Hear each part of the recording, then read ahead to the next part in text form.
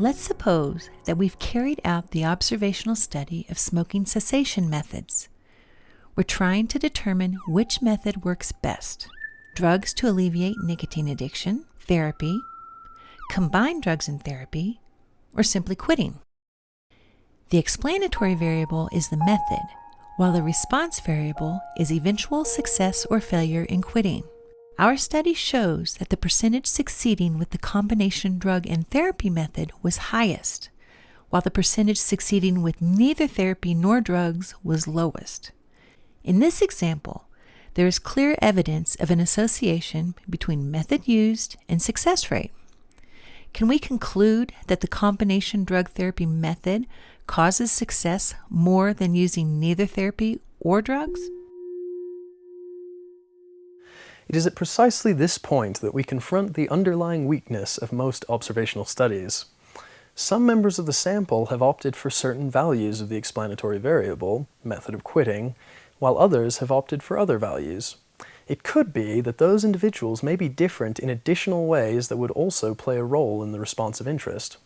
For instance, suppose older people are more likely to choose certain methods to quit, and suppose older people in general tend to be more successful in quitting than younger people. The data would make it appear that the method itself was responsible for success, whereas in truth, it may just be that being older is the reason for success. We can express this scenario in terms of the key variables involved. In addition to the explanatory variable, or method, and the response variable, success or failure, a third lurking variable, age, is tied in or confounded with the explanatory variable's values and may itself cause the response to be success or failure. We could control for the lurking variable age by studying older and younger adults separately. Then, if both older and younger adults who chose one method have higher success rates than those opting for another method, we would be closer to producing evidence of causation. The diagram demonstrates how straightforward it is to control for the lurking variable age by modifying your study design. Notice that we did not claim that controlling for age would allow us to make a definite claim of causation, only that we would be closer to establishing a causal connection. This is due to the fact that other lurking variables may also be involved, such as the level of the participant's desire to quit. Specifically, those who have chosen to use the drug therapy method may already be the ones who are most determined to succeed, while those who have chosen to quit without investing in drugs or therapy may, from the outset, be less committed to quitting. To attempt to control for this lurking variable, we could interview the individuals at the outset in order to rate their desire to quit on a scale from 1 to 5, with 1 being the weakest and 5 being the strongest. Then we could study the relationship between method and success separately for each of the 5 groups. But desire to quit is a very subjective thing, difficult to assign a specific number to. Realistically, we may be unable to effectively control for the lurking variable, desire to quit. Who's to say that gender and/or desire to quit are the only lurking variables involved? There may be other subtle differences among individuals who choose one of the 4 various methods to quit smoking. And researchers may fail to conceive of these subtle differences as they attempt to control for possible lurking variables. For example, smokers who opt to quit using neither therapy nor drugs may tend to be in a lower income bracket than those who opt for drugs and/or therapy, because they can afford this method.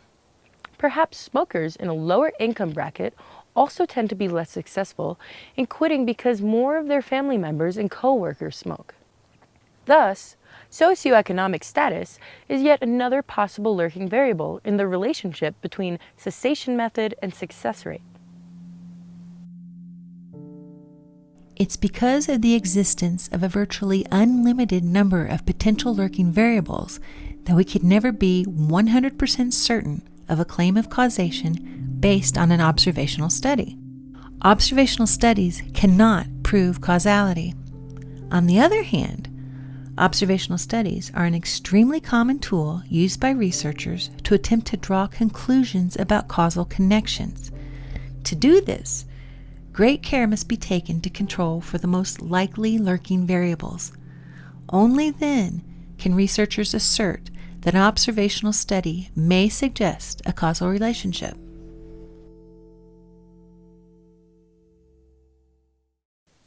So far, we've discussed different ways in which data can be used to explore the relationship or association between two variables.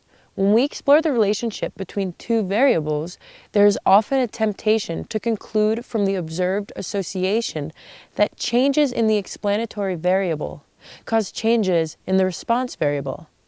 In other words, you might be tempted to interpret the observed association as causation. The purpose of this part of the course is to convince you that this kind of interpretation is often wrong.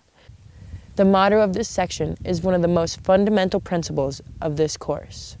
Association does not imply causation.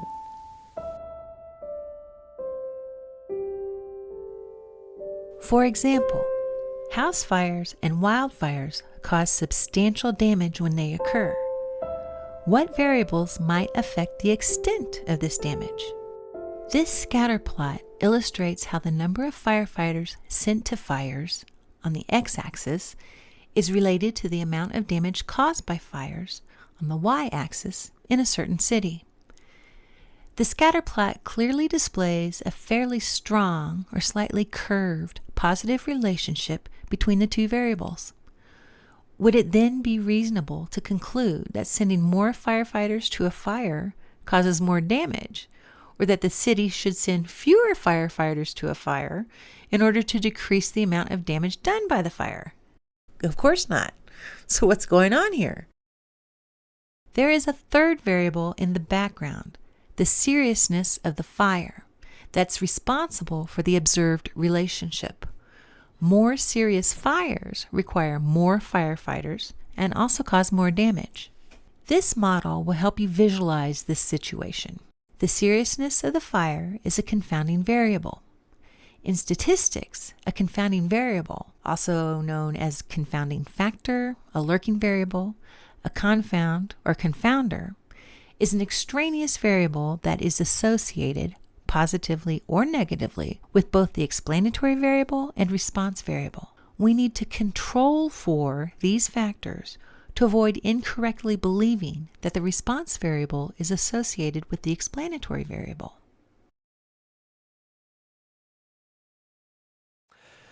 Confounding is a major threat to the validity of inferences made about the statistical associations. In the case of a confounding variable, the observed association with the response variable should be attributed to the confounder rather than the explanatory variable. In science, we test for confounders by including these third variables, or fourth or fifth or sixth, in our statistical models that may explain the association of interest. In other words, we want to demonstrate that our association of interest is significant even after controlling for potential confounders.